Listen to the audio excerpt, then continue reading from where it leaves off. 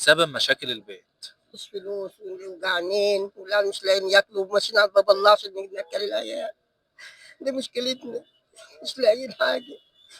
مشكلتنا يابا والله ما انت شايف كده، غلابة ومش لاقيين في حاجة. بنمشي على باب الله عشان ناكل العيال. مفيش. والله يا ابني ما ساكنين بالإيجار والإيجار بيدفع. لو شفت اسم حبيبك محمد صلي عليه واعمل لايك واشتراك. عايشين اهو الحمد لله.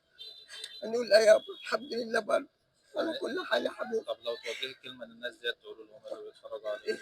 مين الناس دول؟ ما بغلبة الاخرين يا حبايبي والله ماشيين على باب الله الاخر وبتزود زي ما انت شايف كده. يلا بروح لهم والله يا ابني. والله يا ابني الدنيا واقفه والدنيا غول، ربنا اللي عالم بالواحد يا حبيبي والدنيا تكون خطر. ده اسئله، ده مبلغ بسيط من البرنامج حبيبي وربنا يرزقك الله يصلح لك حبيبي. الله يصلح لك يا ابني، فيك شر المال ما يحوجك. الله يصلح لك يا حبيبي، متشكرين يا